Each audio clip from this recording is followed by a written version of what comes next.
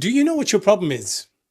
You know too much. What? Now that might sound as a bit of a compliment, but when it comes to creating content, that is really a problem. Because when you know too much, you start assuming that everybody else does too. And before you know it, you'll have slipped into what we call the curse of knowledge. And that curse is probably costing you views, clients, and opportunities you didn't even know you had. So let's talk about that. At the end of this video, you'll have some ways to get out of this curse of knowledge and to start really winning business in a way that's on your terms. The curse of knowledge is this weird thing that happens when you've been doing something for many, many years that you've completely forgot when you didn't know how to do that. Like you're so good at something, you kind of assume everybody else understands because it's like basics to you, right? But to your audience, this is not obvious at all. Because you don't really see this, you'll start skipping over some important details. You might be using some jargon and some terms which are completely normal to you, but will really alienate your audience. And here's where it gets tricky, because when people don't understand it, they'll end up feeling stupid, and nobody wants to feel stupid. When they feel stupid, they will tune out, they stop engaging and probably stop trusting you, because, you know, why would you listen to somebody that makes you feel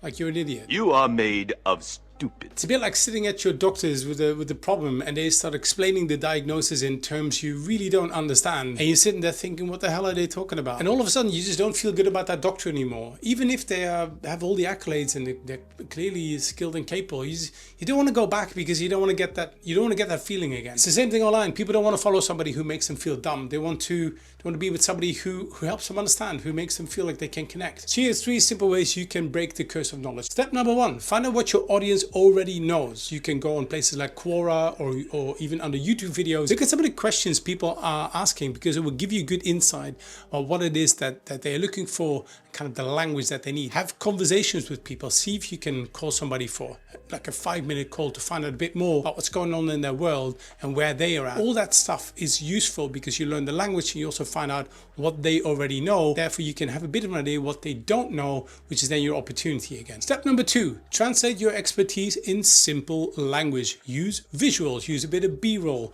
use models, use analogies, similes, stories. One thing I love to do is the ask your friend thing, which is just, I mean, I've got really clever friends if you're watching this.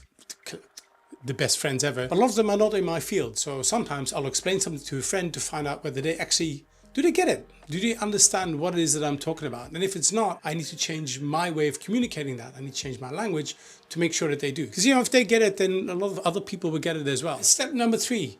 Simplify your delivery. If you are creating articles or videos, or you're creating content for a certain audience and you've got like a 5-phase process or something, don't create like one really long, super in-depth video. Break them up into little bits and pieces. Maybe you create 5 shorter videos using a simple metaphor, a simple example or story to explain those things. You can never go too simple when it comes to your content. Even if somebody with a lot of experience, they will appreciate the refresher.